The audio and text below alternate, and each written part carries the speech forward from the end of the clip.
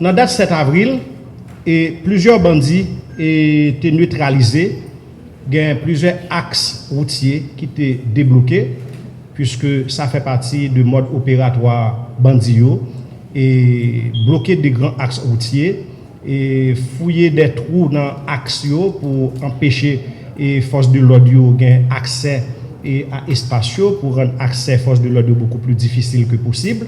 Et la police a redoublé le d'ardeur, était intervenue dans le grand axe. On a parlé et plus particulièrement de Delma 17, Delma 19, Delma 30 et toute zone Nazon. Donc intervention était faite dans la zone Sayo et pour permettre à ce que le grand axe ait été débloqué et il été étendu jusqu'à bloc. Et il y aurait tout récemment Evelyne Sincère. Eh ben, le travail de la police là était étendu dans toute zone Sayo. Le 3 avril, dans 15 coffres, et nous connaissons par rapport à la configuration particulière que zone 15 coffres gagne, qui rend le travail de la police là beaucoup plus difficile par rapport à matériel que le disposé.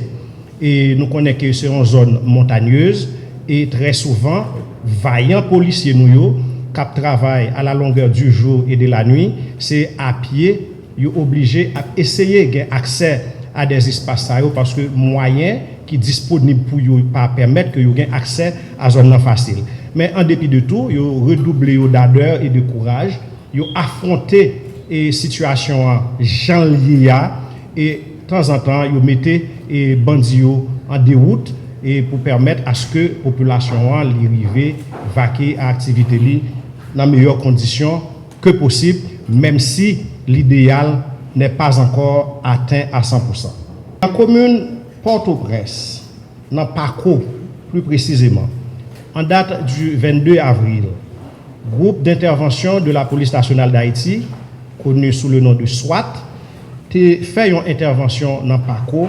Des bandits ont été neutralisés et dans le cadre d'intervention, un fusil AR-15 est arrivé récupéré par force de l'ordre.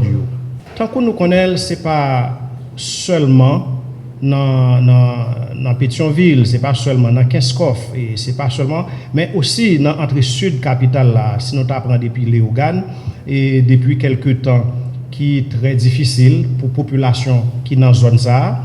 Et la direction générale de la police là, a déployé des stratégies, a mis des unités spécialisées en place et yo à pied d'œuvre, plus précisément dans Léogane et dans Grissier. Et dans l'opération que vous menez, vous êtes arrivé et récupéré 4 fusils et un pistolet et de concert avec autorités locales, de concert avec la population, vous êtes arrivé libérer plusieurs zones. Pour les gens qui connaissent la zone Léogane très bien, on a parlé de Flon, on a parlé de Jasmin, et La Forénée, Boy, Seyine, La Salle, Sourail, Colline, Bellevue, Échalote, Santo, Garde Gendarme, c'est parmi les zones que la population Léogane, avec la police, avec l'autorité locale, est arrivée libérée. Et il y a un bagage qui compte présenter des difficultés pour la population, c'est non seulement fin libérer zone, mais garder comment on est capable de consolider zone. Travail ça, un travail de proximité et qui fait avec autorité et renforcement et mariage population avec force de l'audio dans zone ça permettent que jusqu'à date autant que possible phase de consolidation l'IKMB et ces dispositifs qu'on prend pour renforcer pour étendre sous l'autre zone. Semaine dernière, la police encore dans Léogane a mené une autre opération dans la zone Jasmin, et des bandits ont été neutralisés et 4 autres fusils sont arrivés récupérés et parmi eux, il y a un fusil AR-15, mais il y a un pistolet et 45 qui sont des armes artificielles. Pas oublier que les bandits ont utilisé tout moyen et pour inquiéter la population parce que vous-même comme simple citoyen ou bien n'importe quel autre monde, il y aura les armes artificielles là sous, ça passe dans l'esprit, ou pas je me connais, si c'est une arme artificielle, mais dans l'esprit ou déjà déstabilisé. Donc voilà, c'est autant de paramètres ça, que la police cernée et pour permettre à ce que la population dans la zone, nos cités là, arrive et vaquer à activité dans les meilleures conditions de sécurité. Étant donné que bandits yo sous plusieurs axes à la fois, et la police tout et tant action et dans plusieurs axes à la fois, et même si bien entendu et nous dit département non pas forcément cité là c'est pas parce que yo hors de danger, c'est pas parce que yo pas sous menace, mais d'un côté menace là est beaucoup et plus présent et que l'autre zone. Et dans Croix des Bouquets et bandits au fur et à mesure y a essayé étendre tentacules et nous voyons des menaces répétées et sous base BIM. Eh bien, la police, encore une fois, déterminée et mettez des mesures de renforcement et qui pour permettre à ce que vous mettez bandits hors d'état de nuire. Et c'est ça la police a continué à faire. Dans la commune Pétionville, le 22 avril dernier, plus précisément à Pernier, et une UTAG est arrivé faire une intervention et au terme de cette intervention, un bandit était mortellement blessé après plusieurs heures d'échange de tirs avec un groupe bandit avec la police. Et au terme d'intervention, un fusil et des cartouches ont été saisis. En date du 22 avril, tant que nous sommes capables d'observer le qui passé là. Dans la commune Mirbalais, nous connaissons la situation et commune et Mirbalais et autorités locales et autorités policières yo travaillent pour porter réponse à la situation qu'a développée dans Mirbalais.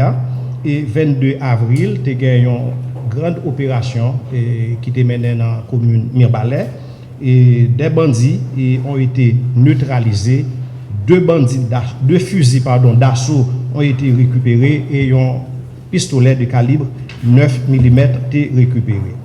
Observation nous capable de faire ou bien information qui arrive joindre la police jusqu'à date, c'est que c'est de temps en temps, chaque jour, bandits ont développé des stratégies pour permettre d'étendre tentacules à travers les 10 départements géographiques du pays. Et c'est ça qui arrive, par exemple, dans le sud-est, et c'est ça que fait, et le commandement de la police, là, le directeur général a passé des instructions et renforcé chaque jour structure départementale qui pour permettre à ce que vous fait face à la situation qui est là.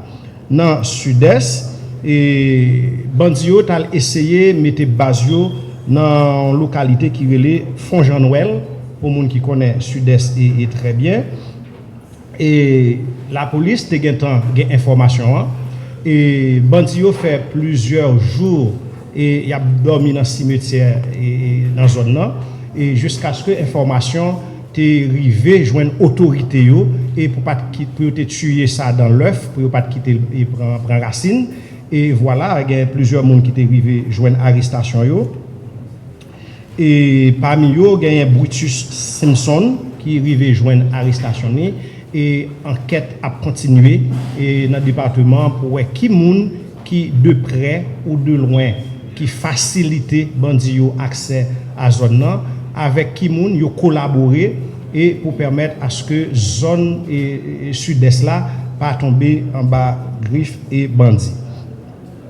Dans le département sud et c'est même situation la police continue à renforcer en termes d'opération, en termes de capacité opérationnelle et pour faire face à la situation ça. C'est comme ça Robinson Vital alias Kenol dans Port-Salut et d'après le joindre arrestation et parce que il joindre des preuves avérées de complicité avec moun et qui dans mauvaise action yo joine preuve avérée comme moun qui après représenter antenne pour base et gang vivre ensemble et pendant interpellation monsieur était joint en possession de un pistolet que force de l'ordre a confisqué. Voilà, opération yo y a continué pour permettre à ce que département qui moins touché par phénomène ça pour pas prendre racine et je me suis dit non, c'est chaque jour que commandement par suspendre renforcer et dispositif en termes de matériel et d'effectifs pour permettre à ce que vous fait face à la situation ça. Pas oublier au commencement me dit nous DCPJ tout et pas arrêter bras croisés puisque lui-même il gagne pour intervenir sur tous les 10 départements géographiques du pays et c'est comme ça en date du 1er avril il était interpellé et Denilson Toussaint.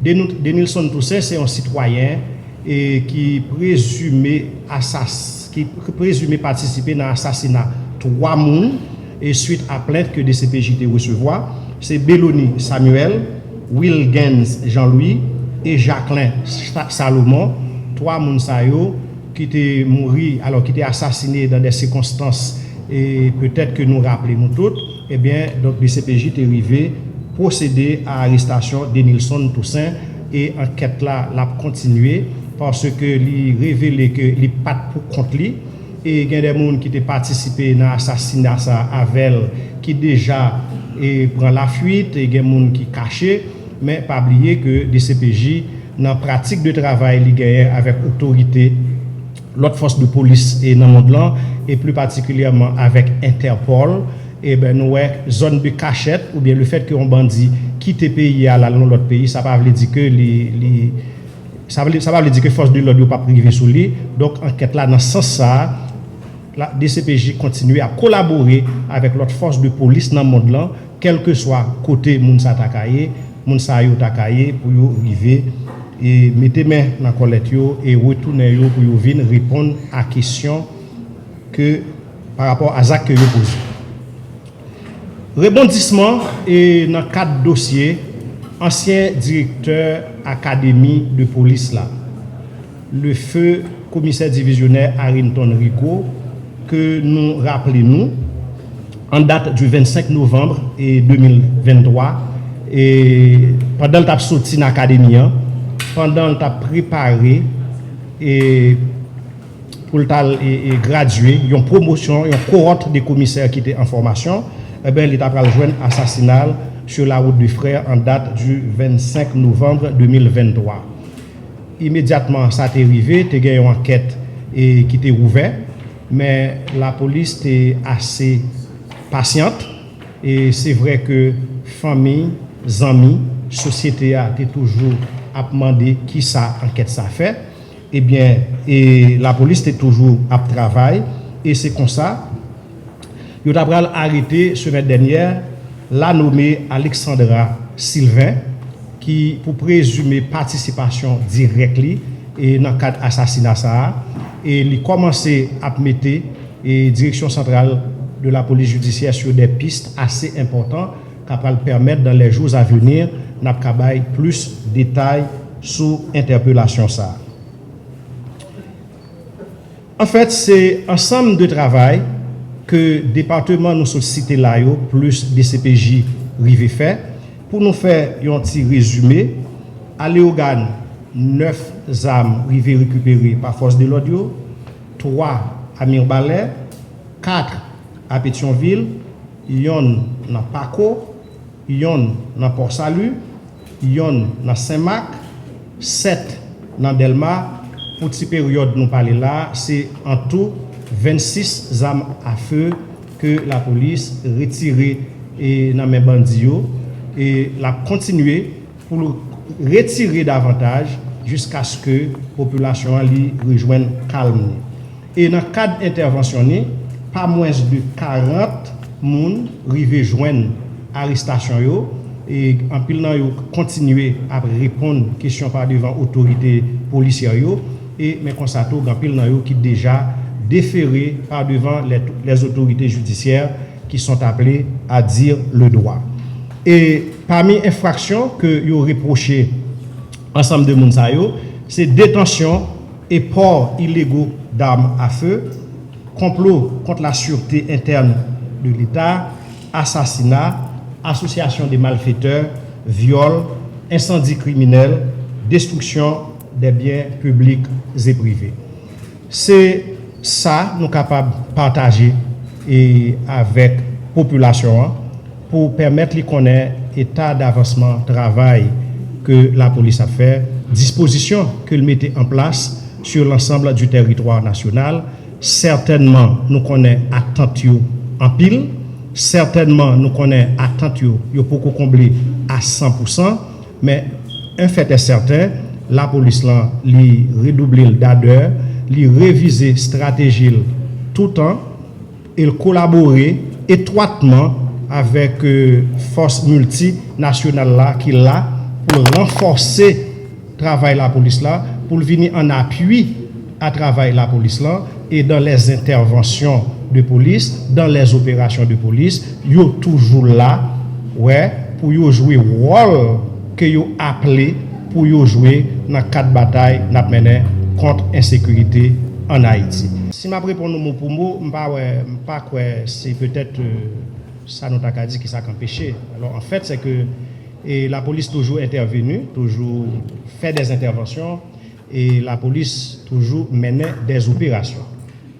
Certainement, nous avons reconnaître gagner des zones qui demandaient une planification beaucoup plus approfondie par rapport à enjeux et que zone a représenté depuis environ 4-5 ans. Et forcément, ça a gain pour le river fait quand conditions sont réunies. Ça, c'est le premier bagage. Deuxième bagage, li nécessaire, nous t'as supposé souligner, c'est que ça qui est là, n'a pas parlé de sécurité, c'est pas une question de affaire la police, à elle seule. Et c'est quand même, zone où parler, c'est affaire aussi des autorités judiciaires, c'est aussi affaire des autorités communales, c'est aussi affaire des ASEC, des CASEC, bref, toutes les autorités constituées de l'État. Maintenant, et certainement la police lui occupe peloton de tête là, et nous d'accord dans la mesure où c'est entité ou bien c'est institution que population payée pour faire travail ça, mais dans quel pays au monde pas aucune force de police qui est capable à elle seule adresser une question aussi complexe qu'est l'insécurité. Donc pas rien qui empêche ça, certainement au gros mot de grands moyens. Les grands moyens se font encore attendre, mais en temps et lieu que ces grands moyens sont disponibles, opération à mener sur les 10 départements géographiques du pays. Et c'est ça, moi, je dit tout à l'heure, même avant que nous avons commencé par la question, moi, je dit que moi, nous connaissons, attente en pile, certainement en pile problème qui peut adresser la population attendre que yo adresser, mais il faut que nous comprenions que la police à elle seule pas capable de faire ça. Donc c'est tout le monde qui peut mettre main en patte là et c'est ça que fait point. Nous toujours parler de mariage police-population parce que concours population est extrêmement important et synergie entre toute grande force qui est impliquée dans la coproduction sécurité dans le pays est important pour nous arriver à bout des situations ça. Et ça inclut Matissan et Jean-Zami a demandé là. Pour Petite Rivière de la Tibonite, pour la Tibonite dans son ensemble, nous parler de ça, nous parler de ensemble d'interventions et d'opérations que la police mène et nous croyons que nous sommes à deux doigts pour nous arriver dans Savien et mois dernier et nous tous à un moment de la durée nous sommes d'accord et nous comprenons ensemble de progrès que la police a fait dans la zone ça yo. Plusieurs zones été récupérées. Ouais, nous ne pouvons pas retourner sur ça, mais nous connaissons que tu as en cours. Nous connaissons comment Kafou paye tayé. Nous connaissons comment plusieurs autres zones tayé. Et ce n'est plus la même situation dans ces zones-là. Certainement, il reste encore à faire. C'est continuer, renforcer, et ça nous gagne en termes d'effectifs et de moyens matériels. Continuer, demander, ça nous besoin pour améliorer la capacité opérationnelle. Nous. Donc, nous avons continué à faire ça et nous avons avancé dans ce sens-là. Dans aucun pays au monde, pas jamais gagné un policier pour chaque habitant. Pas ça n'a pas existé dans aucun pays au monde. aucune force de police pas en mesure pour mettre un policier pour chaque citoyen pour contrôler le comportement citoyen. Ça veut dire que, quelles que soient les dispositions de prévention mises en place, ça ne veut dire jamais que le risque est à zéro. Ça ne jamais veut dire que pas de bagage anormal qui est capable d'arriver. Et c'est ça que fait force de l'audio, quel que soit espace et territoire à côté donc il faut toujours continuer à multiplier et renforcer la capacité opérationnelle pour faire face, pour non seulement faire prévention, mais les échouer certaines fois dans la prévention pour être capable de rétablir l'ordre public. Parce que, quel que soit ça, il y a toujours des citoyens, il y a toujours des gens qui font ça qui passe dans la société, parce que tout le monde n'a pas toujours le même comportement dans la société. Donc, ça pourquoi? C'est que ce n'est pas parce que il y a présence de la police, ce n'est pas parce que la police est intervenue ou bien fait des opérations, il rétablit le calme dans une zone, ça veut dire que, comme si, vous êtes capable de dire ou bien garantie à 100%, pas jamais un mal qui arrive dans la zone ça encore. Non, ça n'a pas existé en quel côté. S'il n'a pas existé en quel côté, je ne sais pas si ici, il n'a pas existé comme ça. Différence entre opération et intervention. Opération, on patrouille de police, alors intervention, pardon, on patrouille de police capable de faire patrouille comme ça. Il fait face à une situation qui n'est pas normale, l'intervenu. Il est capable, si dans le commissariat, il alerter par rapport à une situation qui a développé dans une zone donnée. Il est intervenu. OK? Il est intervenu, il résout la situation, il est déplacé. Là, il est dans l'autre zone. OK? Et série d'interventions, ça, il continué à la longueur du jour et de la nuit. Une opération, c'est il prend temps, il planifié, il est capable de durer plusieurs jours, il est capable de durer nombre de temps que ça demande par rapport à ça qui gagne comme enjeu, par rapport à ça qui gagne comme problème à résoudre, par rapport à taille, population et espace géographique et force de l'ordre à intervenir. Maintenant, ça capable le fait que opération yo très souvent qui gagne phase opératoire là avec phase consolidation dans le cas qui nous concerne phase consolidation très souvent les comptes pas arriver effective à 100% vu maigre moyen que nous-mêmes nous disposons. Mais objectif là c'est bail maximum avec le minimum dont nous disposons. Merci beaucoup.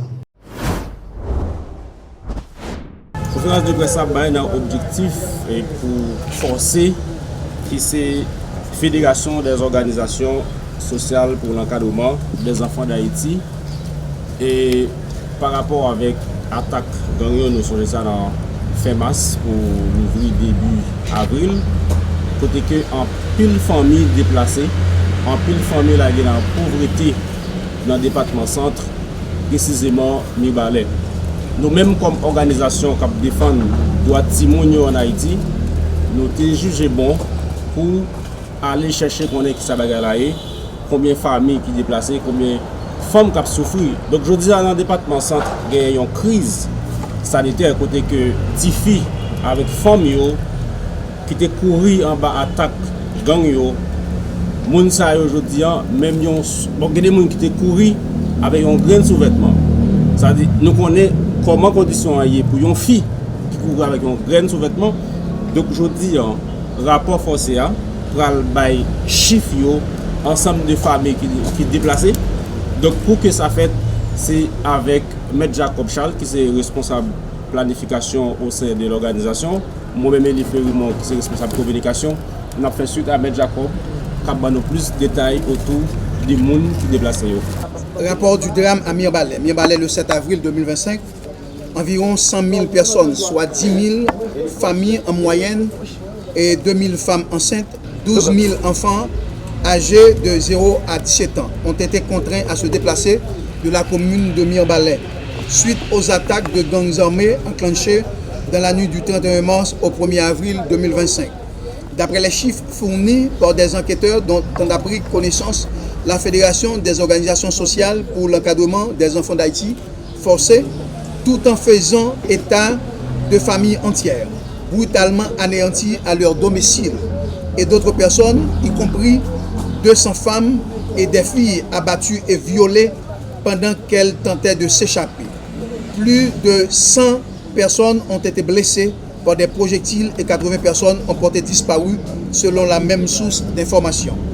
Ainsi, la population mirbalésienne déclare être profondément alarmée et consternée par l'intensité inacceptable et inhumaine des violences qui s'abattent sur Haïti, des maisons, des véhicules, des motocyclettes, des hôpitaux, des écoles et des marchés auraient été incendiés dans la zone de Traïnon, la zone de Latin et au centre-ville dans les nouvelles attaques de gangs armés.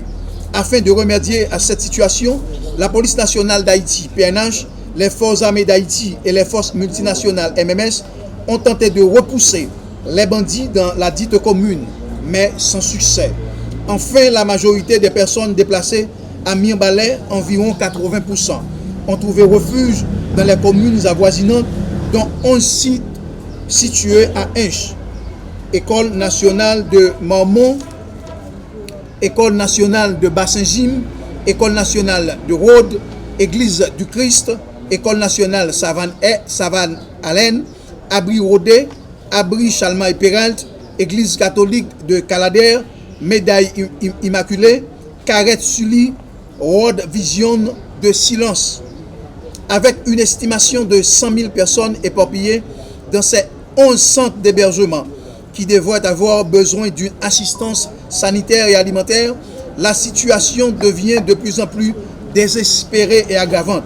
La forcée a fait un appel au secours pour soutenir ces opérations et continuer à fournir des services de santé et d'alimentation essentiels aux victimes.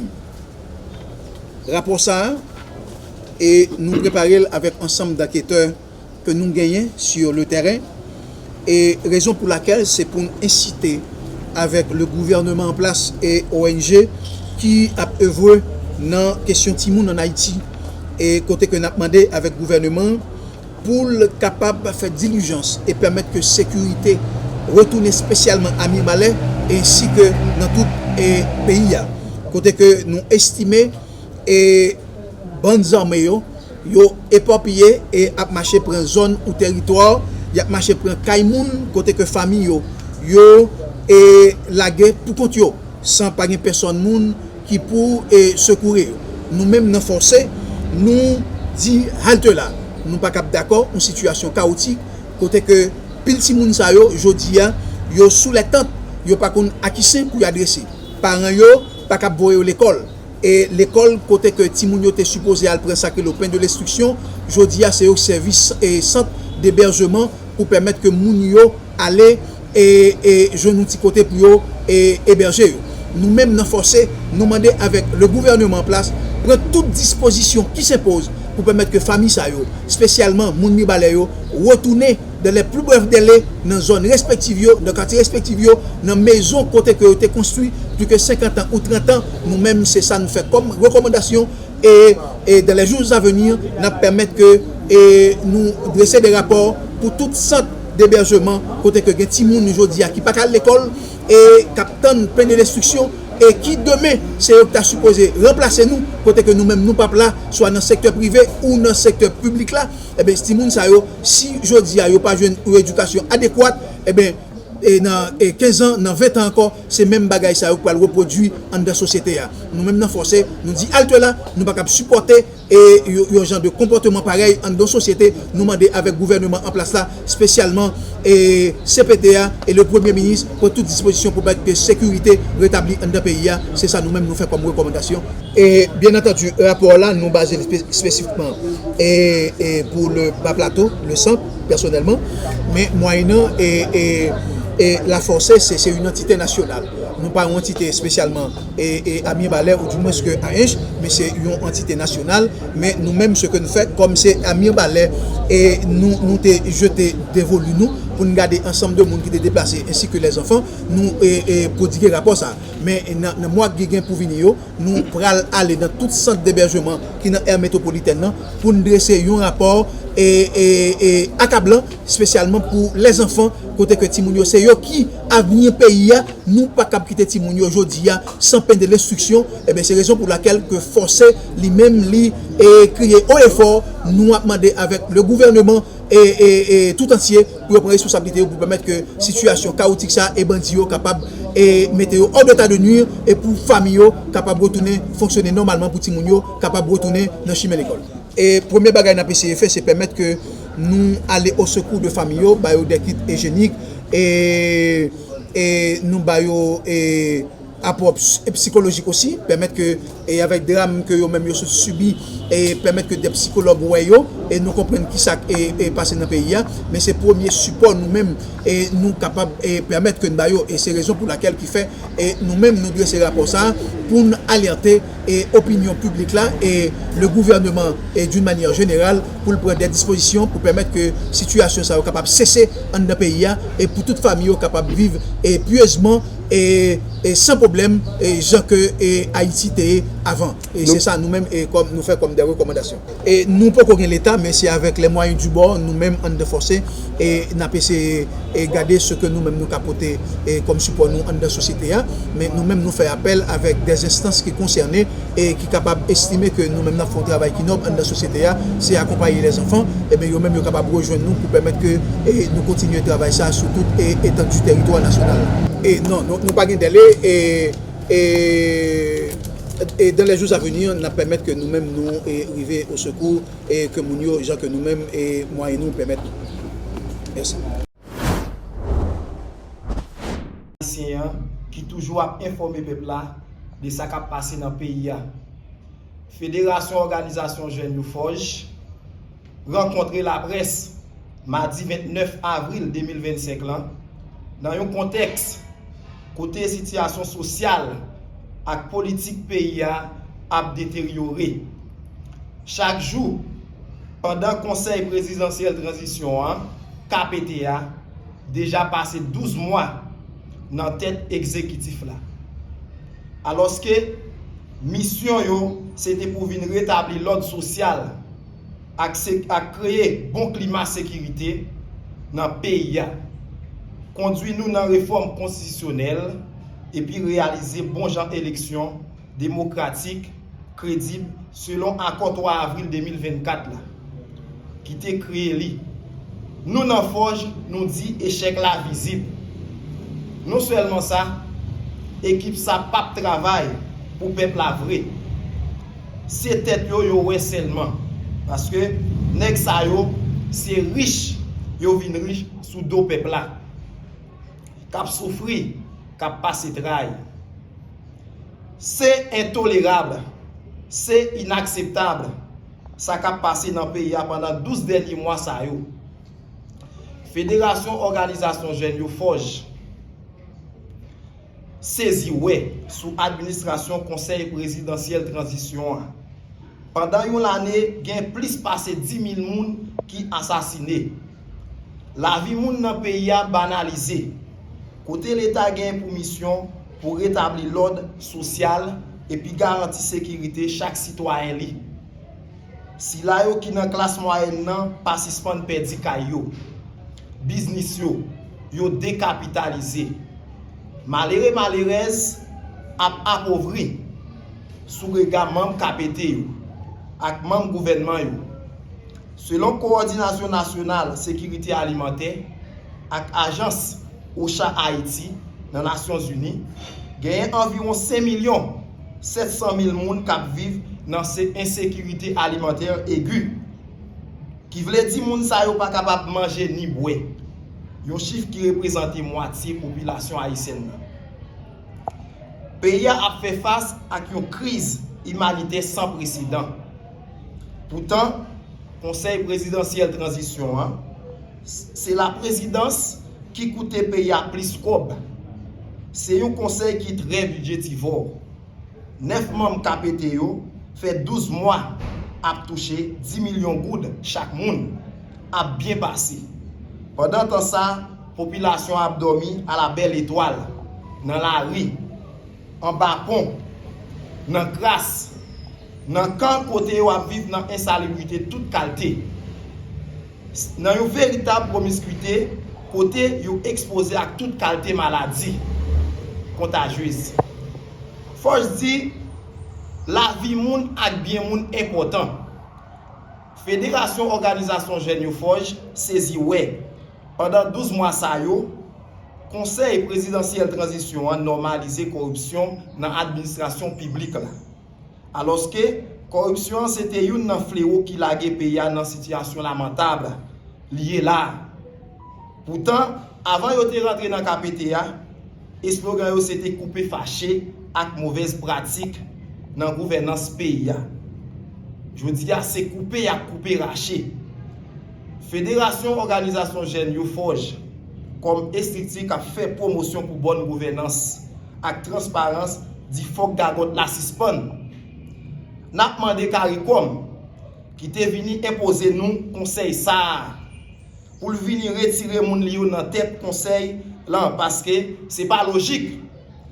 Pour un pays qui pauvre comme ça pour la payer 9 présidents qui évalue à 10 millions de gouttes chaque mois pour chaque conseiller présidentiel. Fédération organisation jeune yo Forge après constat accablant ça yo qui montrait bilan catastrophique KPT. N'a demandé groupe progressiste qui a fait politique dans le pays. Et si là yo qui dans secteur société civile là ak compatriotes yo qui dans diaspora pour rejoindre bataille peuple là qui a demandé démission conseil présidentiel transition qui tournait yon sensi ka boire sans lit. Rejoindre peuple là dans bataille là pour nous capable river mettre camper. Yon pouvoir capable à toute volonté li aborder crise ça dans toute dimension li. Pour ti moun capable reprendre chemin l'école, pour yo capable aller prendre pain instruction. Pour universitaire yo, ak si la yo qui dans l'école professionnelle yo, capable reprendre chemin faculté yo, ak l'école yo pour yo capable continuer former tête yo. Fédération organisation jeune yo Forge dit gain espoir. Toute bagaille pas perdu. En dit abat KPT déstabilisateur. Ennemi commun peuple là, c'est conseil présidentiel transition. Vive peuple haïtien, vive Forge, merci. Nous-mêmes dans la Fédération Organisation Jeune Forge, nous clairement défini position nous et nous dit que Fédération Organisation Jeune nous signons un accord qui c'est agir alliance pour une gouvernance inclusive et redéfinie. Côté que nous-mêmes et qui c'est parti prenante là-dedans et sous leadership avec un seul autre parti politique tant que AC qui c'est Alliance pour une société sans exclusion et nous avons encore nos nouvelles orientations qui dit que faut que nous proposer pays à un autre format de gouvernance et qui directement va mener dans le cours de cassation mais côté que n'a choisi un président et juge entre eux a défini critères et parmi eux un juge qui moralement capable de représenter le pays valablement au niveau conseil ça un conseil des 3 membres mais c'est un monde qui a présidé et de l'autre monde nous dit c'est assemblée rectorat université publique et privée qui a bien pour choisir une pour représenter le secteur société civile là et secteur politique là et moun sa yo a conseil pas présider conseil là yo a bien pour bailler un conseil et que président cap prendre ou li capable prendre tout et nous dit que et coup de cassation n'est pas nouveau pour nous parce que nous songeons et 91 nous étions allés dans le cours de cassation nous avons joué un résultat et 2004 pour 2006 nous connaissons nous avons retourné dans la cassation et nous dit que nous esprit qui est beaucoup plus proche et constitution nous dit que cours de cassation et par le biais d'agir qui c'est alliance pour une gouvernance inclusive et redéfinie nous même dans Forge nous dit que cours de cassation c'est position par nous et clairement que conseil ça nous dit que li échoué l'échec là visible li palpable nous pas pour attendre rien de sérieux ni sécurité ni question élection et il faut que nous-mêmes nous aller vers la cour de cassation avec agir.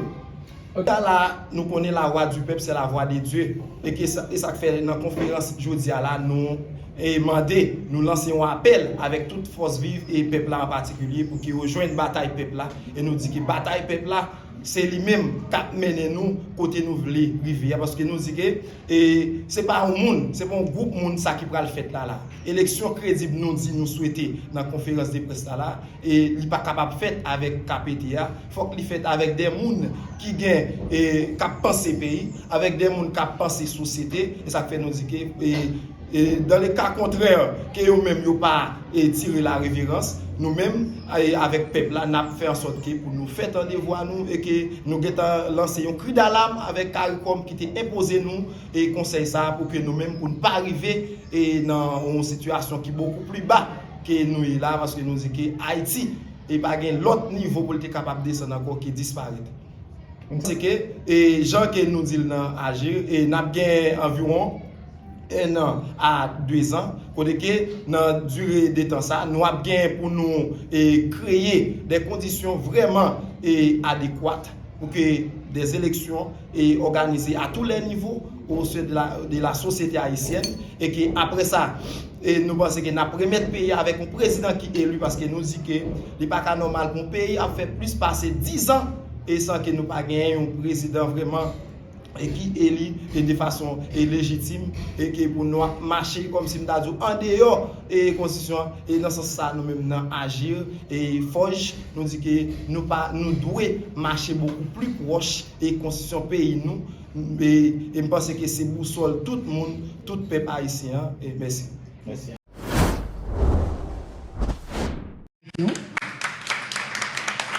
Nous avons l'ambassade d'Espagne qui est représentée. Monsieur Pablo, bienvenue. Nous avons l'OPNUD qui est représenté. Je vous demande d'applaudir.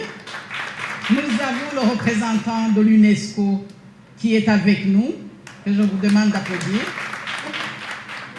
Et j'en profite déjà pour vous informer que la coordinatrice résidente du système des Nations Unies, Madame Richardson, Ulrika, va nous rejoindre. Elle est dans une réunion qu'elle a commencé ce matin sur l'humanitaire et donc elle va nous rejoindre tout à l'heure. Je vous remercie et je cède le micro à Madame Samantha.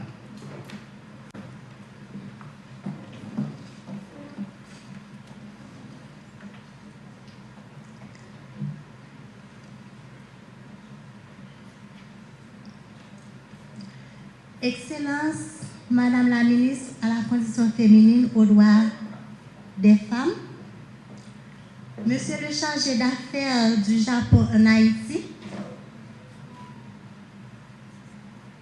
Monsieur l'ambassadeur du Chili, Monsieur le chargé d'affaires de l'ambassade de France,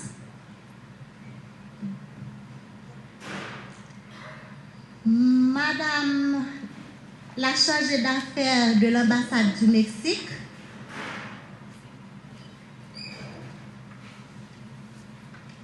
Monsieur le responsable du programme de l'ambassade d'Espagne,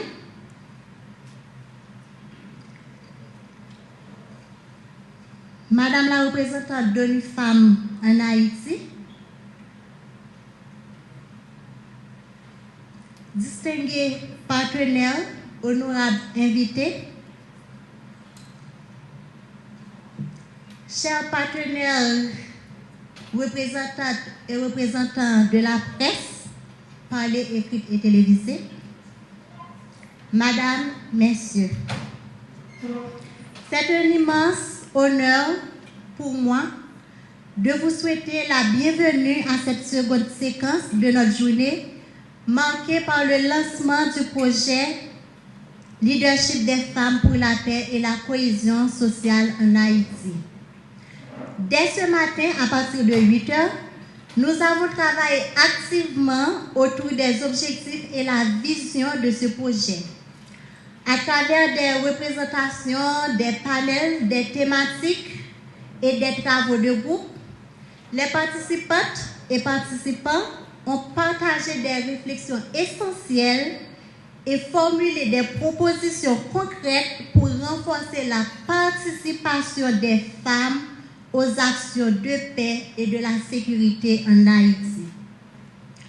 Aujourd'hui, votre présence vient consacrer ces efforts et inscrire cette initiative dans une dynamique plus large de soutien aux droits humains, à l'égalité de genre et à la consolidation de la paix.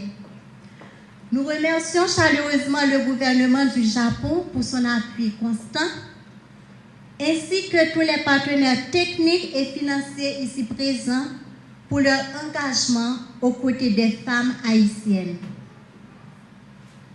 Merci à chacun et à chacune d'entre vous pour votre attention, votre soutien et votre engagement à nos côtés. Pour ouvrir officiellement cette cérémonie, on a le plaisir d'appeler Madame Marie-Goretti Ndouayo.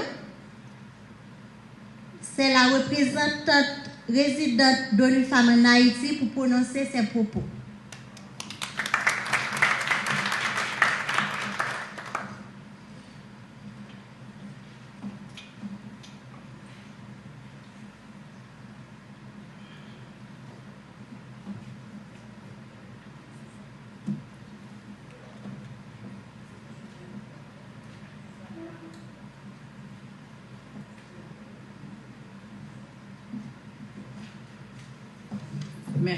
Merci beaucoup Samantha. Je voudrais, avant de passer à la bienvenue de tous les participants, je voudrais quand même donner la parole à la Fondation Toya qui va procéder à la restitution des travaux, d'autant plus que pas mal d'entre vous n'étiez pas ici depuis ce matin justement pour savoir ce que disent les bénéficiaires de ce projet et les participants qui étaient ici depuis ce matin. Madame la représentante de Fondation Toya.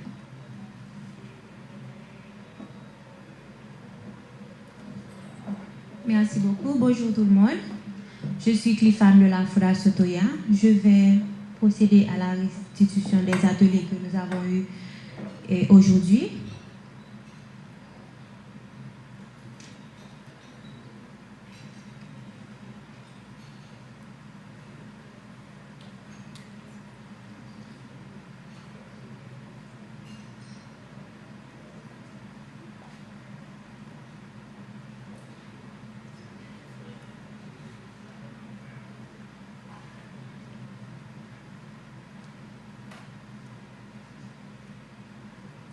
Nous avons eu 3 groupes, 2 en présentiel et un groupe en ligne.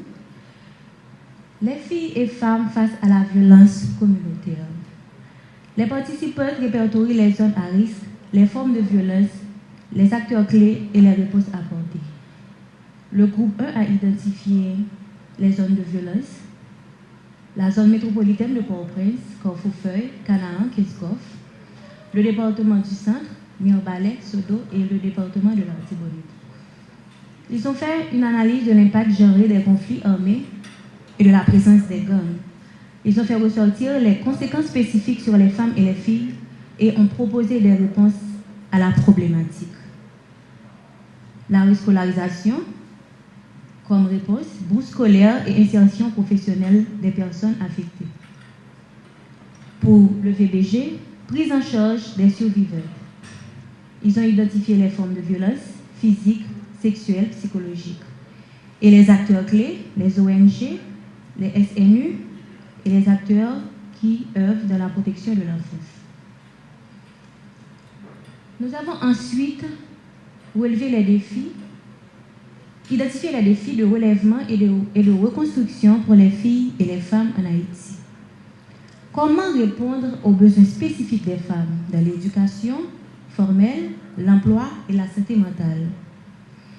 Nous avons jugé bon qu'il serait bien de créer des opportunités d'emploi pour les femmes et les filles, y compris des activités génératrices de résultats. Pour la santé mentale, la prise en charge psychosociale.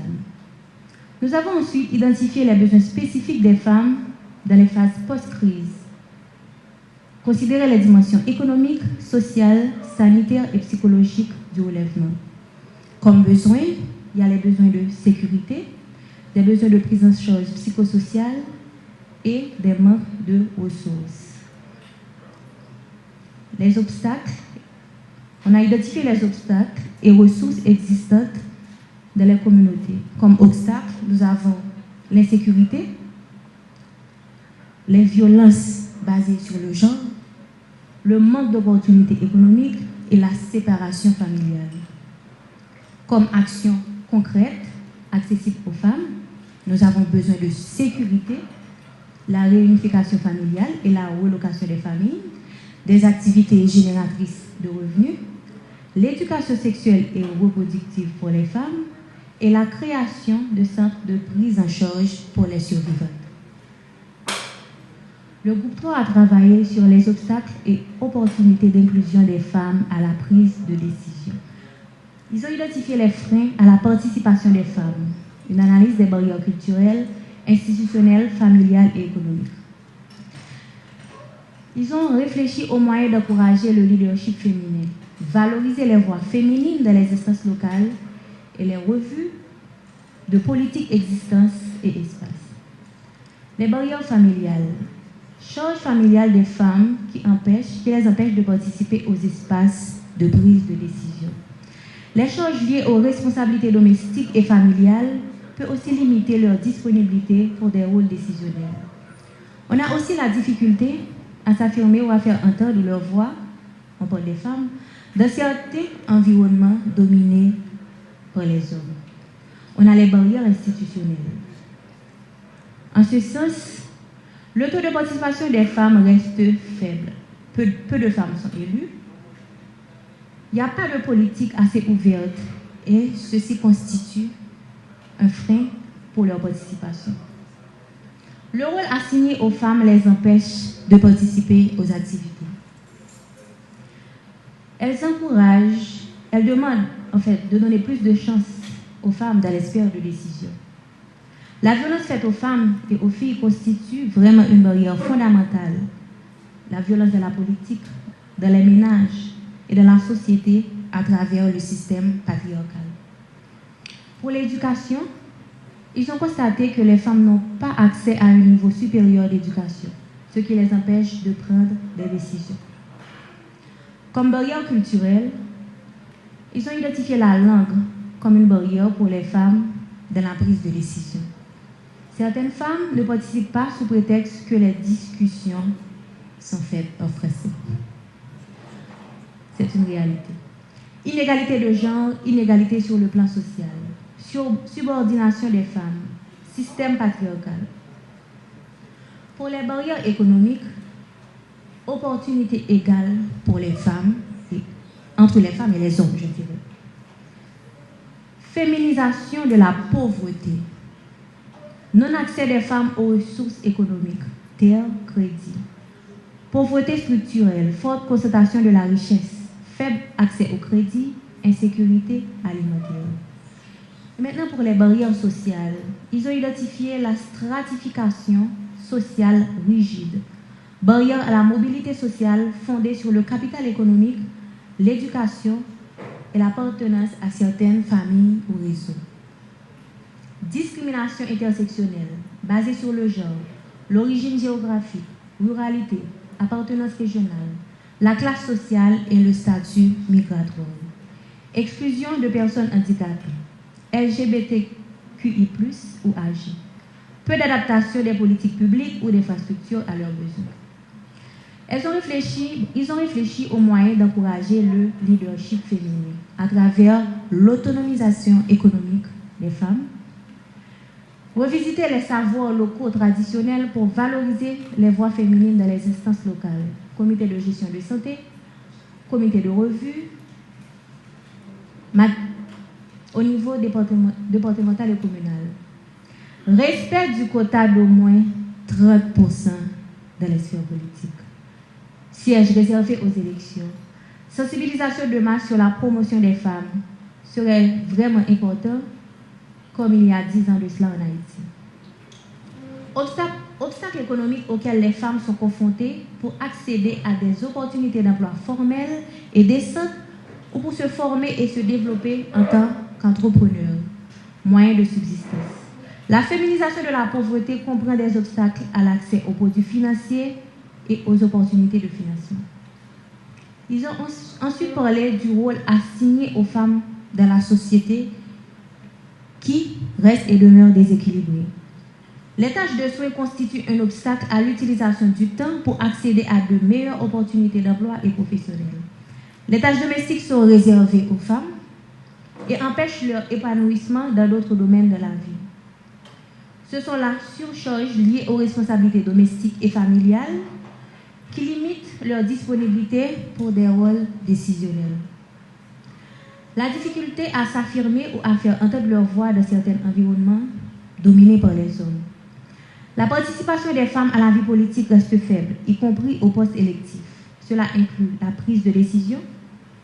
Généralement, le rôle de la politique est réservé aux hommes. Bien que le système de quotas soit basé sur un minimum de 30% en Haïti, s'il vous plaît, il n'est pas appliqué. La violence faite aux femmes et aux filles constitue vraiment une barrière fondamentale. Violence dans la politique, dans les ménages, dans la société, à travers le système patriarcal, violence économique, etc. On a déjà parlé de la langue qui constitue une barrière pour les femmes.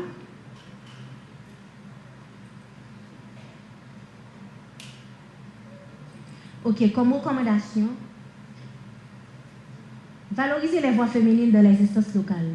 Formation, moyens économiques et sécurité. Campagne de sensibilisation des femmes et des filles à participer activement dans les activités devant leur permettre de prendre des décisions. Besoin de dialogue intergénérationnel, très important. Il faut préparer la génération à venir. Revue de politique existante et espace. Politique favorable aux jeunes, plus d'encadrement, d'accompagnement et implication des jeunes, coaching, débat.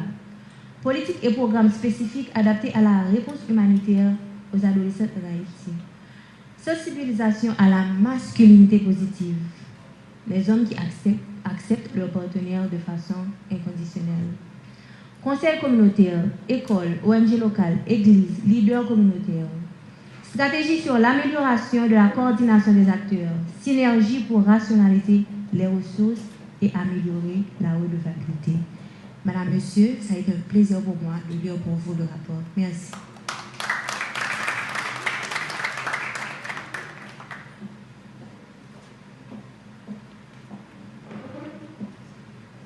Merci, chère représentante de Toya. À lui entendre parler, donc ça nous a fait réfléchir sur un point que Antonio Guterres avait mentionné. Lorsque les femmes participent pleinement à la construction de la paix, celle-ci est plus durable, plus inclusive et plus forte. À cet effet, on appelle Madame Goretti.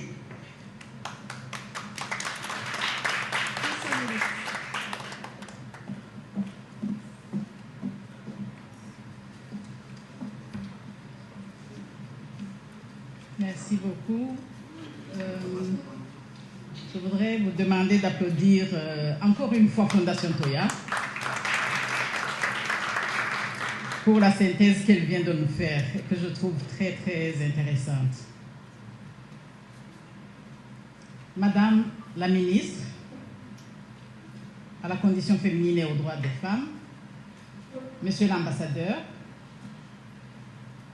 du Chili, Monsieur le chargé d'affaires de l'ambassade du Japon, Monsieur le représentant de l'Annonciature apostolique, Monsieur le secrétaire d'État à l'intégration des personnes handicapées, Monsieur le représentant de l'ambassade d'Espagne, chers collègues et représentants de l'UNESCO, chers collègues des Nations Unies, Mesdames, Messieurs les partenaires présents, chers représentants des organisations de la société civile, chers représentants et bénéficiaires visés par le projet, mesdames, messieurs les représentants des médias, mesdames, messieurs, je suis honorée de vous accueillir aujourd'hui au nom et avec la ministre à la condition féminine, aux droits des femmes et au nom de l'ambassade du Japon. Je suis honorée parce qu'aujourd'hui c'est un jour spécial. Un jour spécial pour nous qui sommes dans cette salle, non pas nous, on est femmes.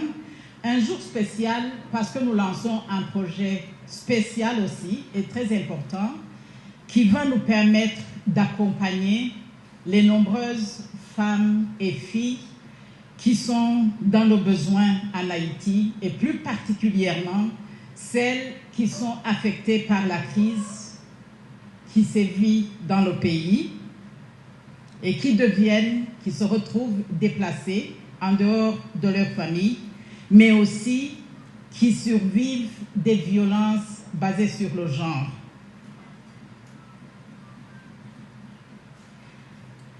Ce projet financé par le Japon est né de l'union entre le gouvernement haïtien, la société civile, et je les salue parce que nous voyons ce jour arriver.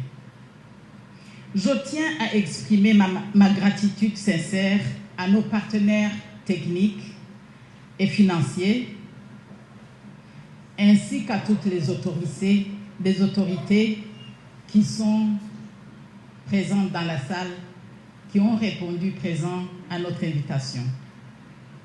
Ce projet que nous lançons prend naissance dans un contexte où les gangs armés ont plongé Haïti dans un état de violence et de terreur, affectant lourdement les femmes et les survivantes de violences basées sur le genre.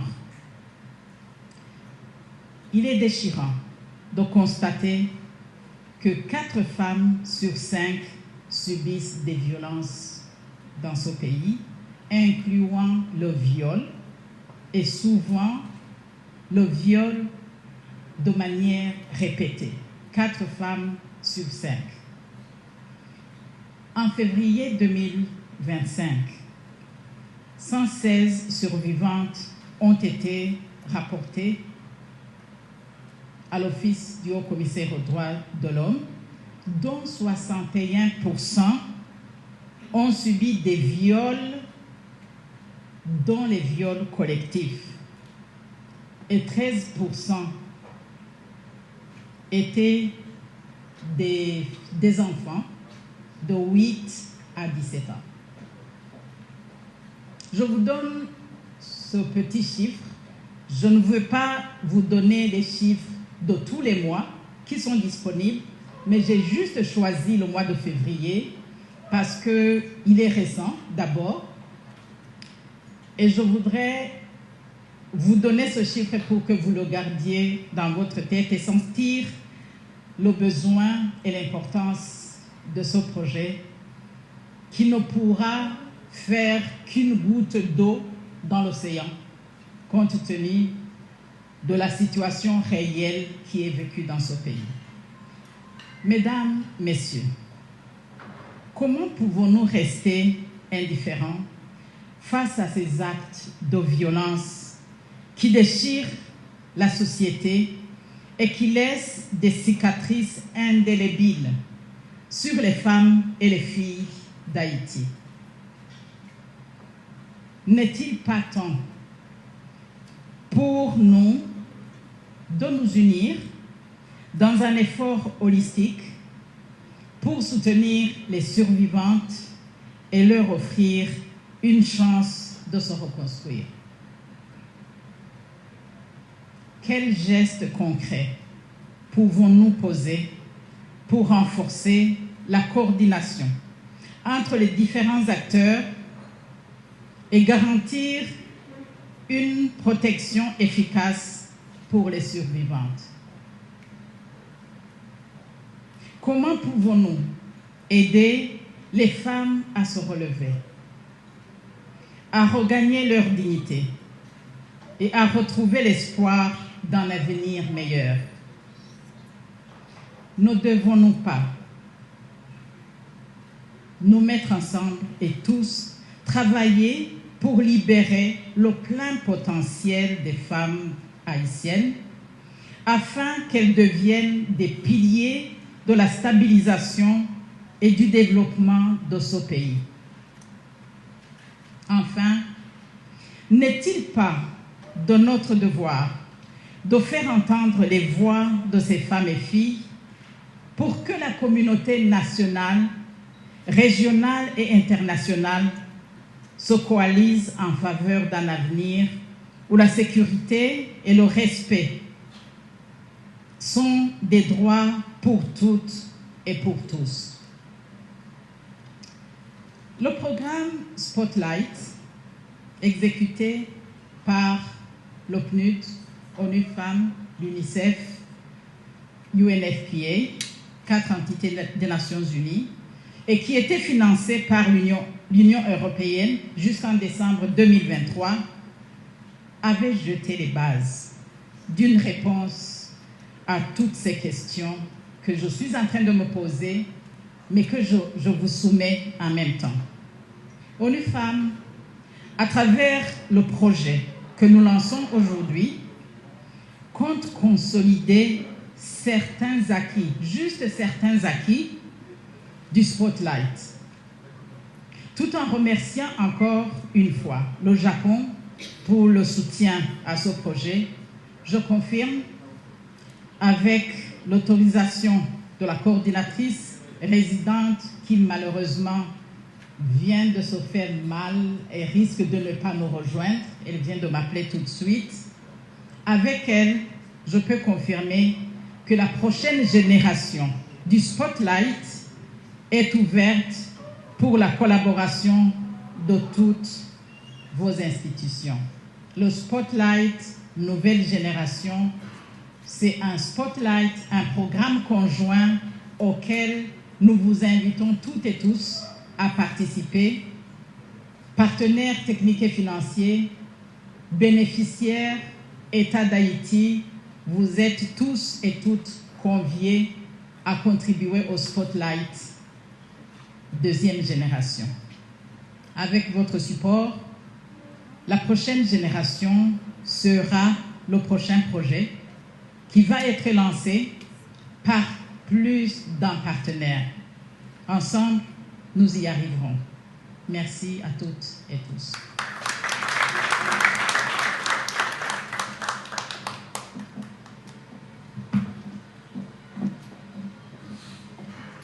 Merci, Madame la représentante, pour votre appel à la consolidation pour la paix. À ce stade, rappelons-nous que, comme l'a si bien dit l'ancien Premier ministre japonais Shinzo Abe, la véritable force d'une nation ne réside pas seulement dans sa puissance, mais de sa capacité à tendre la main aux autres. C'est dans cet esprit de solidarité que le gouvernement du Japon soutient cette initiative. J'ai donc l'honneur d'inviter à présent Son Excellence M. Kazuhiko Michiuchi, chargé d'affaires du Japon, à partager avec nous son message d'encouragement. Sous vos applaudissements, s'il vous plaît.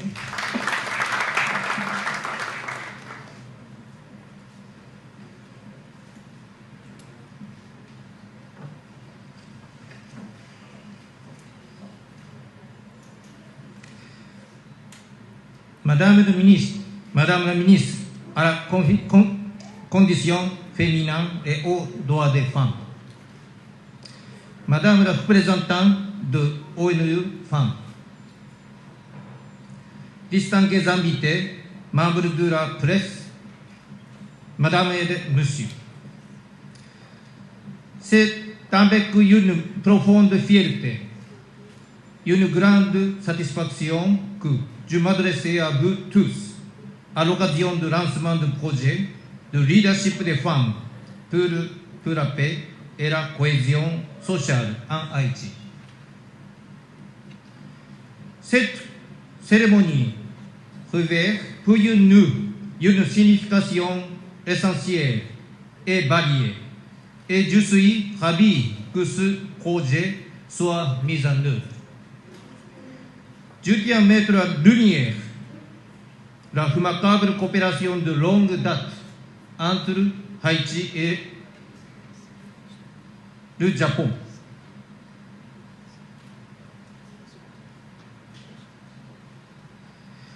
Et l'Agence internationale.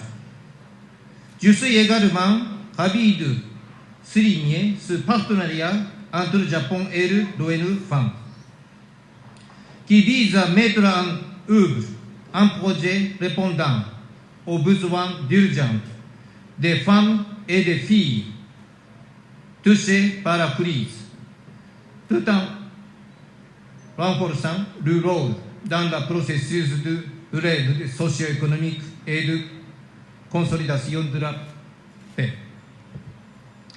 Les femmes, à travers leur rôle multidimensionnel et leurs compétences diversifiées, ont toujours contribué au développement de la société. Leur contribution féminine est essentielle pour bâtir un monde plus équilibré et durable. Le rôle des femmes dans la société moderne et multiforme est essentiel, et de l'éducation à prise de décision en passant par la vie familiale et la lutte pour l'égalité. Les femmes continuent de façonner les communautés de manière profonde et significative. Reconnaître et soutenir leur contribution est crucial pour construire un avenir plus équitable et prospère pour tous. En Haïti, la contribution des femmes est encore trop souvent sous-estimée. Bien que le potentiel pour le changement soit immense, les femmes haïtiennes sont sous-représentées dans tous les domaines de la prise de décision. Ce projet aura donc pour but de libérer ce potentiel et de rassurer que les femmes soient au cœur des efforts de pacification et de reconstruction sociale. Dans certaines communautés, on observe malheureusement une hausse significative des violences sexuelles, les inégalités préexistantes et la discrimination de genre ont aggravé cette situation préoccupante. Les violences sexuelles visant des femmes et les filles dans le camp de déplacés internes sont en forte augmentation. Les groupes armés recourant au viol comme instrument de terre peut établir des contrôles territoriaux et de domination. Les femmes et les filles continuent de subir de manière disproportionnée les conséquences de cette crise dévastatrice. En unissant nos efforts pour surmonter les obstacles persistants, nous avons la possibilité de bâtir une société où chaque individu, indépendamment de son genre, peut s'épanouir pleinement. Dans ce contexte, je tiens à exprimer mes connaissances envers le développement des autorités nationales, notamment du ministère de la Condition féminine et aux droits des femmes, qui s'efforcent d'accompagner les populations haïtiennes, en particulier les femmes et les filles, véritable fondation de nos familles et de nos communautés. Il est donc crucial de valoriser, soutenir et encourager l'engagement des femmes pour favoriser une société en perpétuelle évolution vers l'équité, la justice et le bien-être de tous. Je suis persuadé que l'esprit de coopération qui conduit à la réalisation de ce projet demeure présent tout au long de sa mise en œuvre, avec l'urgence nécessaire pour faire face à cette situation aux conséquences significatives. Pour terminer, à toutes les parties prenantes, je tiens à exprimer profonde gratitude pour vos collaborations précieuses, vos contributions, votre détermination, vos sacrifices, ainsi que la force que vous manifestez chaque jour pour construire une société où chaque femme peut s'épanouir librement et pleinement. J'espère que ces valeurs continueront d'inspirer les générations à venir. Je vous remercie de votre attention.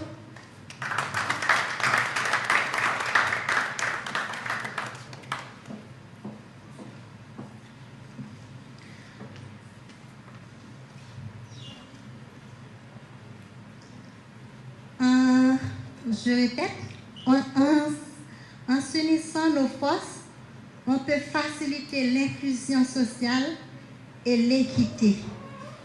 Merci, Monsieur le représentant.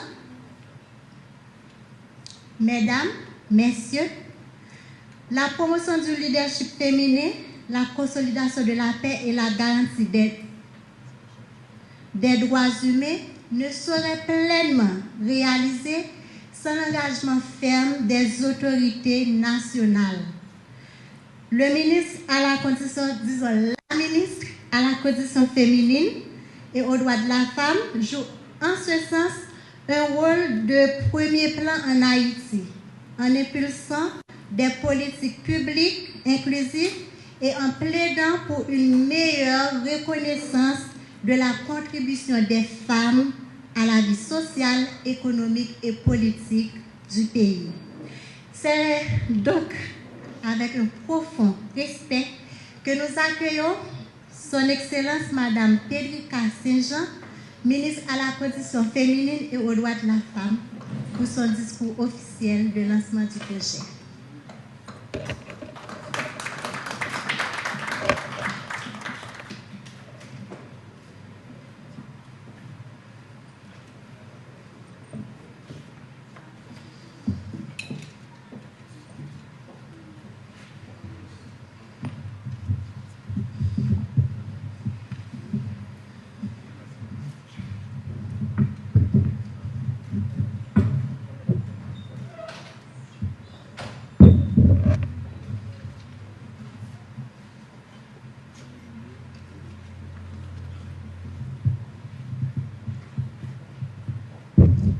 Monsieur l'ambassadeur du Chili, Monsieur le chargé d'affaires de l'ambassade du Japon, Monsieur le représentant de l'annonciature apostolique en Haïti, Monsieur le représentant de l'UNESCO,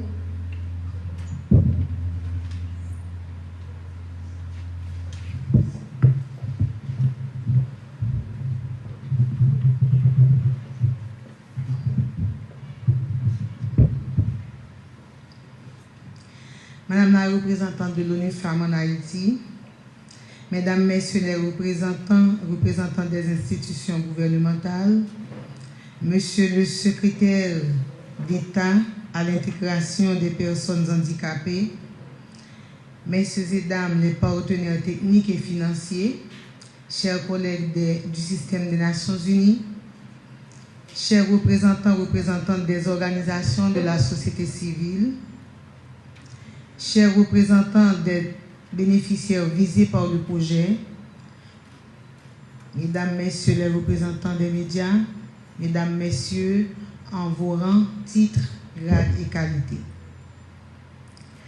Nous sommes ici aujourd'hui dans le cadre du lancement du projet Leadership des femmes pour la paix et la cohésion sociale en Haïti.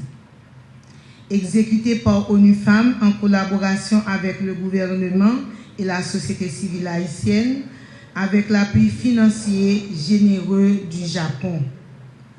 En tant que ministre à la condition féminine et aux droits des femmes, je tiens à exprimer ma gratitude sincère à l'ONU Femmes et au gouvernement japonais pour leur engagement en faveur des initiatives de l'État haïtien en matière d'égalité des sexes et d'autonomisation des femmes. Cette démarche s'inscrit parfaitement dans la politique d'égalité femmes-hommes, de mettre les femmes au devant de la scène sociale afin de vulgariser leurs capacités pour contribuer activement au développement de notre cher Haïti. À partir de ce projet, les femmes auront à renouveler leur engagement dans la préservation de la paix dans leur milieu en renforçant leur résilience et la cohésion sociale, commençant par la cellule familiale. En effet, ce projet prend naissance dans un contexte particulièrement difficile. Haïti traverse une crise humanitaire sans précédent, avec plus de millions de déplacés internes, dont 53% de femmes. Les gangs armés ont plongé notre pays dans un état de violence et de terreur. Les femmes et les survivants de violences basées sur le genre. Il est déchirant de constater que 4 femmes sur 5 subissent des violences, incluant le viol, souvent de manière répétée. Cette crise a des répercussions graves sur nos jeunes filles, notamment celles qui vivent dans les sites de déplacés, privées de leur droit à l'éducation et devenues mères prématurées. Face à ces défis, le projet que nous lançons aujourd'hui apporte une innovation et une lueur d'espoir. En renforçant la résilience et le leadership des femmes, il leur fournira les connaissances nécessaires pour initier des activités génératrices de revenus, les aidant à sortir de la dépendance persistante de leur environnement actuel. Ce projet deviendra un modèle pilote de prise en charge intégrée où différentes institutions étatiques apporteront leur contribution pour garantir le soutien attendu. Pour atteindre ces objectifs, il est impératif de renforcer les institutions clés qui jouent un rôle crucial dans la prévention des violences basées sur le genre, la facilitation de l'accès des survivantes aux services nécessaires et de qualité, ainsi que la répression des acteurs de ces actes odieux. Le projet mettra l'accent sur le renforcement des capacités et la collaboration avec des services de police, des tribunaux à travers le pôle judiciaire en cours d'établissement et d'autres services afin qu'ils soient mieux préparés à prendre en charge les survivantes du VBG. Et j'applaudis dès demain ces initiatives du chef du gouvernement et du CPT. Des formations spécialisées seront dispensées aux agents de police pour améliorer leurs compétences en matière de gestion de cas de violence et en matière d'intervention d'urgence. En parallèle, des initiatives seront mises en place pour créer un environnement favorable et à la protection et à la promotion des droits des femmes au sein des communautés.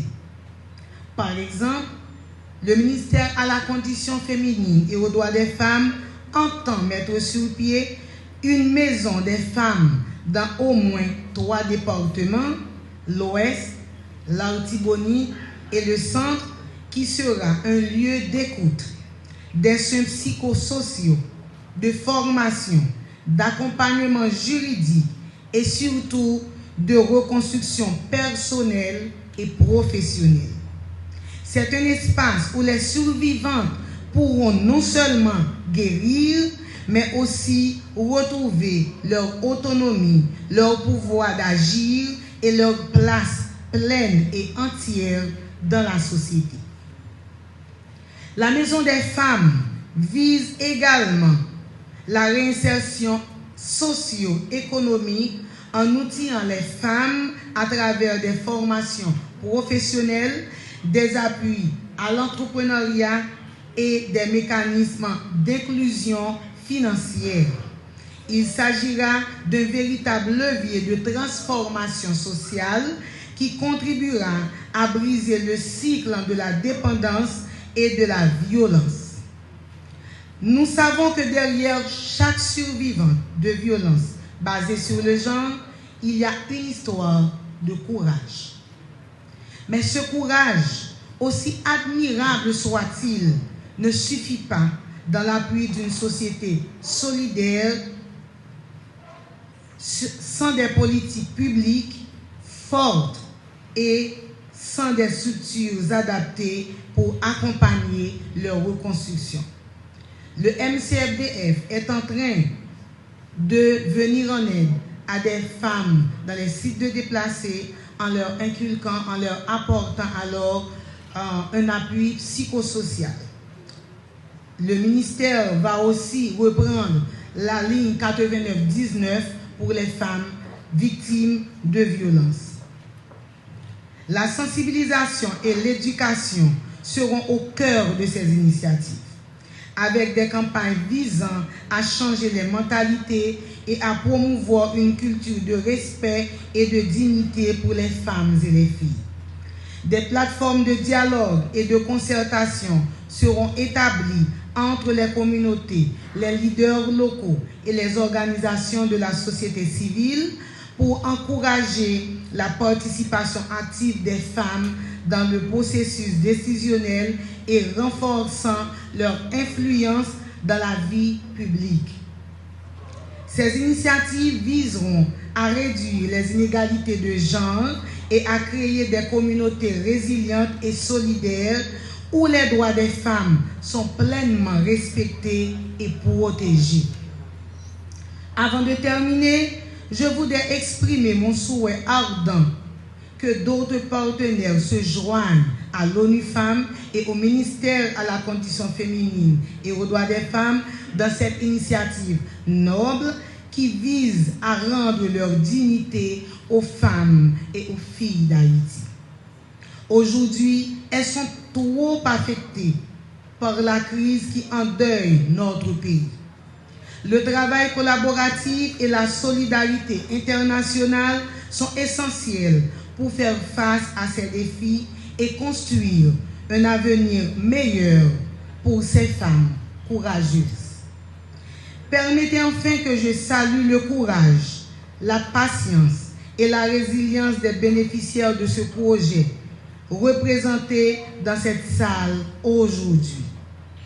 Vous avez traversé des épreuves inimaginables et malgré tout, vous continuez à espérer et à lutter pour un avenir meilleur. Je vous promets que le ministère et l'ONU Femmes feront tout leur possible pour passer rapidement à l'action et apporter des changements nécessaires pour améliorer nos vies.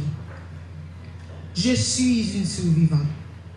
Arrivée à ce poste de ministre aujourd'hui, mon souhait le plus cher, c'est d'aider à réduire le niveau de violence sur les femmes et les filles d'Haïti.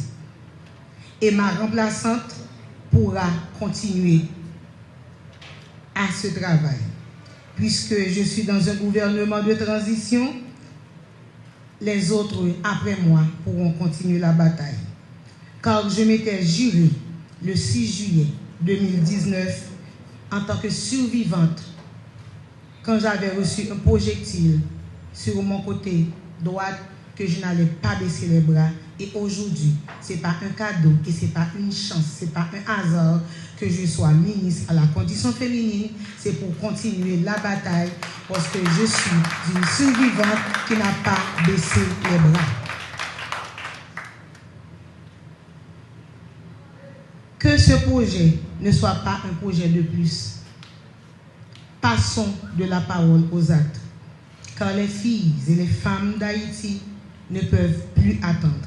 Apportons à ces femmes et à ces filles un lueur d'espoir, car elles en ont besoin. Merci à vous tous et à vous toutes.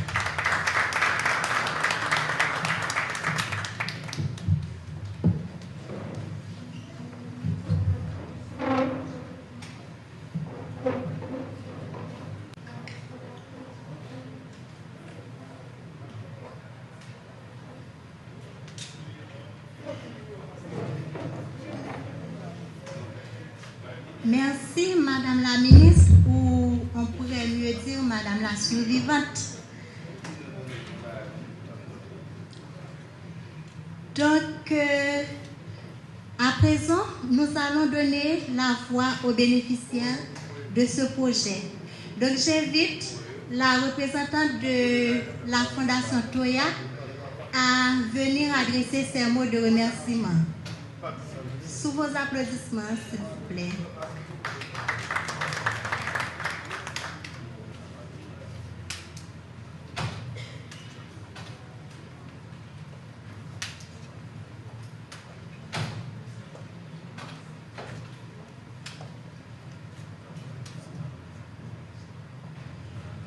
Bonsoir à tous. Donc, matin, moi là pour me porter remerciement. Un grand remerciement à l'ambassadeur japonais, ONIFEM, avec le gouvernement haïtien. Pour le programme, ils mettez sous pied sous site déplacé. Et un remerciement spécial à Fondation Toya, qui a fait un grand travail dans le site déplacé, qui c'est ONA, OPC et l'autre site déplacé. Au niveau psychologique, faire des activités socio-culturelles et avec des filles et femmes. Dans le cadre pour sensibiliser contre violence tant que VBG, violence verbale, violence sexuelle, sous-filles et femmes. Et programme ça, aidez-nous en pile et activités très chaleureuses et jeunes filles vraiment satisfaits de travail Fondation Toya a fait sous site. Et un grand remerciement avec tous les médias qui sont ensemble avec nous aujourd'hui. Merci beaucoup pour la collaboration.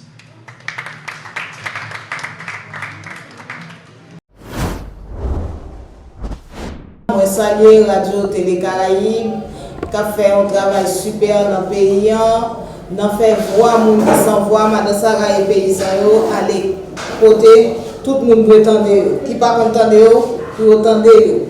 Je ne dis pas, commune Kiskov, nous connaissons qui ça les représenter. Et dans le département de l'Ouest, dans le Sud et dans l'autre département. Je dis à commune Kiskov en danger. Paysans ne peuvent pas sortir dans la section pour venir vendre. Côté nous, fermat, c'est là qui connaît griot. Avec griot ça, machin yo paye caille, yo paye l'école petite yo, et c'est l'argent escompte. Je ne dis à sous paraître en haut. Ou pas un grain marchand. Nous avons demandé pitié pour Madame Sarah dans la commune Keskov. Nous avons demandé pitié pour Madame Sarah dans le département centre, département l'Antibonite. Et pour tout Haïti, nous demandons l'État prend responsabilité. Moi, je dis on dépose les armes, on fait payer tout bon. On utilise les armes pour faire engrais. On ne pas détruire pour tête nous parce que nous n'avons pas de force étrangère qui bataille avec nous. Je ne dis pas, bagala pas bon pour nous même Madame Sarah et paysans, bagala grave. Petite nous pas à l'école. Nous pas de côté pour nous aider. C'est déception nous même Madame Sarah n'apprend, nous demandé un tel, est-ce que nous avons dormir? Oui, un tel supporte pendant une semaine, mais pas supporte pendant 2 semaines. Bagala est grave pour nous en pile. Jusqu'à présent, nous ne pas dit pas gagner un café, mais pour nous-mêmes, bon côté pas nous nous pas qu'à fonctionner. Nous pas capables. Quand on ça là nous gagne qui pique gros maquette pays a, d'écraser plat. C'est dans veille occasion, c'est dans risque vie pour nous mettre pied en bas.